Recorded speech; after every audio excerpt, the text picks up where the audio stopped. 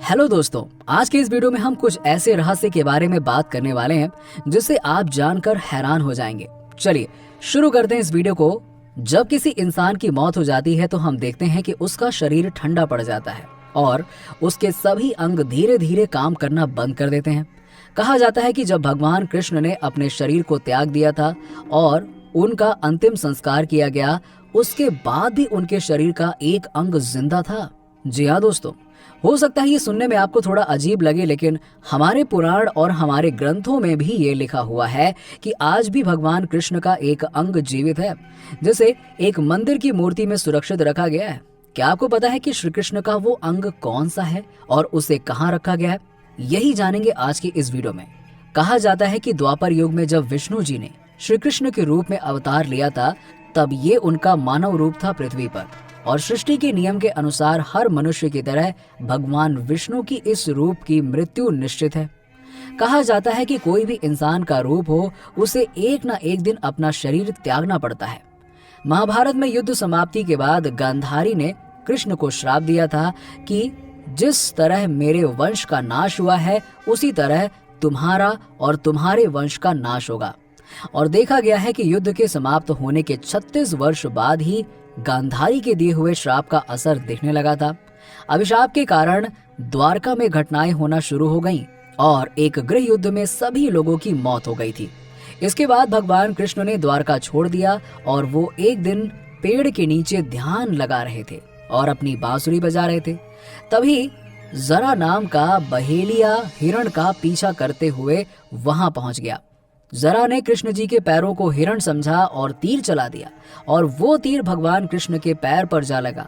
जैसे ही उसे पता चला, उन्हें अपनी गलती का एहसास हुआ कि वो भगवान कृष्ण के पास पहुंचे और उनसे माफी मांगी।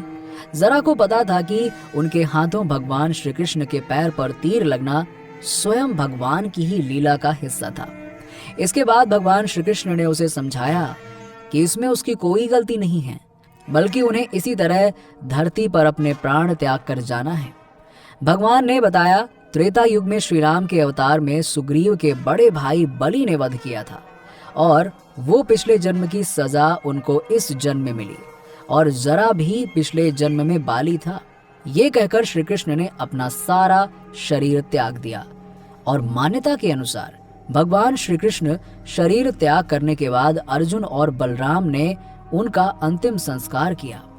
पूरे विधि विधान के साथ भगवान श्री कृष्ण का पूरा शरीर अग्नि में समा गया, परंतु उनका एक हृदय था जो वैसा का वैसा धड़क रहा था। और इस दृश्य को देखने के बाद वहां के सभी लोग हैरान होने लगे। इससे पहले कि कोई कुछ समझ पाता, एक आकाशवाणी हुई कि ये भ्रम का हृदय है और इसे समुद्र के जल में प्रवाहित कर दें। इसके बाद अर्जुन ने भगवान कृष्ण के हृदय को समुद्र में प्रवाहित कर दिया। और कहा जाता है कि भगवान कृष्ण का हृदय आज भी जगन्नाथपुरी के मंदिर में स्थित है, जहां ये हृदय मूर्ति के अंदर विराजमान है। भगवान के शरीर के हिस्से को हृदय का ब्रह्म पदार्थ भी कहते हैं। भगवान श्री जगन्नाथ जी की मूर्ति का निर्माण नीम की लकड़ी से किया जाता है और हर 12 साल में भगवान जगन्नाथ जी की मूर्ति बदली जाती है। तो इसमें रखे गए पदार्थों को पुरानी मूर्ति से निकालकर नई मूर्ति में रखा जाता है।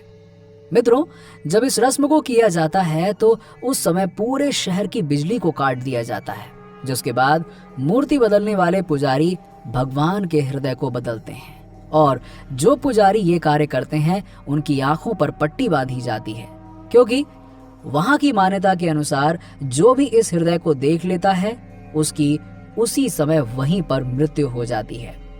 इस रस्म को पूरा करने वाले पुजारी का कहना है कि जब वो हृदय को एक मूर्ति से दूसरी मूर्ति में रखते हैं, तो उस समय उनके हृदय की धड़कनों का एहसास होता है, और वो जब इसे हाथों में पकड़ते हैं तो ऐसा लगता है कि मानो कोई छोटा सा खरगोश उनके हाथों में खेल रहा हो और रुई जैसा महसूस होता है। जी हाँ दोस्तों, वैसे आप में से कितनों को जगन्नाथ मंदिर और भगवान श्री कृष्ण के हृदय के बारे में ये रहस्य पता था? कमेंट करके जरूर बताइएगा। अगर हमारी वीडियो आपको अच्छी लगी हो तो इस वीडियो को लाइक करना ना भूलिएगा और अपने दोस्तों के साथ में शेयर कीजिएगा। इस चैनल के साथ बने रहने के लिए और जानकारी के लिए हमारे चैनल को सब्सक्राइब करें और बेल आइकन पर क्लिक करें जिससे कि हमारी आने वाली वीडियोस की नोटिफिकेशंस आप तक पहुंच जाएं। चलिए मिलते हैं आपसे अगले वीडियो में।